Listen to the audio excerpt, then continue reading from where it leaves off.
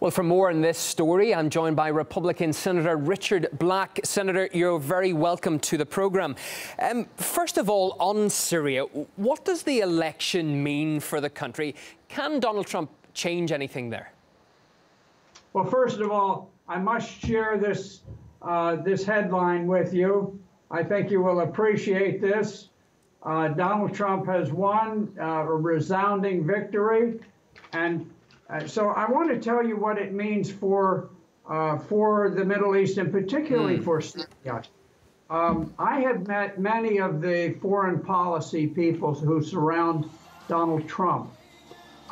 They are very pro-Syria and very anti-terrorist. So I cannot overstate the importance of this election to the war in Syria. It is going to dramatically shift the American position, because as you know, for years we have been supplying anti-tank missiles and all sorts of weapons to the terrorists, to al-Nusra, to sometimes to ISIS, to the entire array, al-Zinki, Jaish al-Islam, Ahrar al-Sham, all of these terrorist organizations who are mostly comprised of foreigners, mercenaries who have been brought in to fight against the Syrian people. You are going to see such a dramatic change. I cannot express to you the drama of this. This is perhaps the greatest single defeat for the terrorists since the war began. It will be absolutely astounding. As a follow-on to that, Senator, how is this going to change America's relationship with Russia, do you think? Well, it's going to be a dramatic change with Russia. You know, I'm a military man. I spent a career, 32 years in the military. And I know how wars are prepared, and they don't just happen in an instant. They're built up over a period sometimes of years. And there was a movement towards World War III with Russia. The United States will find common ground with President Vladimir Putin. He was the first of all of the world's leaders to come out and to congratulate Donald Trump. And I think the two of them will work magnificently together, because Russia understands the threat of global terrorism better than perhaps any of the countries fighting. I mean, obviously, except for Syria and places like that. But I think you will find a growing alliance between the United States and Russia. And I know a number of the foreign policy advisors for President Trump and President-elect Trump. And they see the Syrian war through the same eyes that I see it. They understand that Syria is led by President Bashar al-Assad, who is the legitimate elected leader of Syria, who has probably 80%, maybe 90% of the support of the Syrian people. And not one rebel has ever emerged as a popular figure. They're all viewed as terrorists. The Syrian people hate them. They want the war to end, but they hate the terrorists. And so I cannot overstate the victory that this represents for Syria, and also the victory that it represents for Russia. President Trump, he likes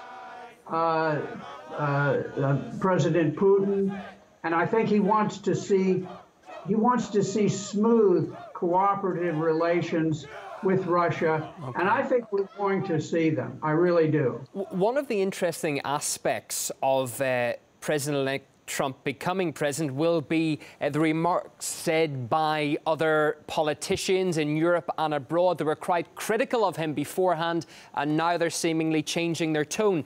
How will he approach those who have been critical of him? And as an aside to that, which areas, which countries do you think are now going to be key for a President Trump? Well, the amazing thing about President Trump is that he will assume office, and unlike any president in my lifetime, he owes nothing to the Republican establishment, to the global oligarchs who rule the world, to the European Union, to NATO, to all of these globalist forces. He doesn't owe them anything. He doesn't owe anything to the Wall Street bankers. He doesn't owe anything to the CEOs of major corporations. The only people he really owes things to are ordinary people. He's got a handful of political figures like myself who have supported him from the outset. And so it's a totally different dynamic. And instead of seeing him immediately pulled into the globalist orbit, you're going to see him set his own course in world affairs.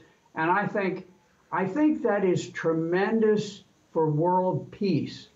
He will be someone, he's not going to be interested in regime change, overthrowing Libya, Syria, Egypt, Yemen, all of these other places. Hillary Clinton, she was bought and paid for by Saudi Arabia.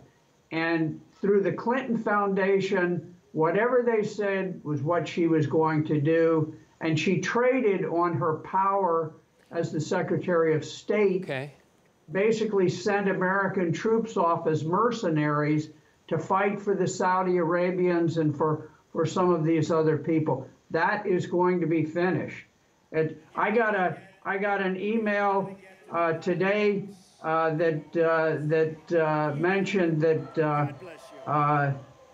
that there was an email from a very prominent Saudi Arabian, a millionaire, Al-Walid bin Talal, and he's been a big supporter of the Muslim Brotherhood. And he wrote a tweet and he said, Donald Trump, you are a disgrace not only to the GOP, but to all America. Withdraw from the U.S. presidential race as if you will ever win. Well, I've got to tell you, Mr.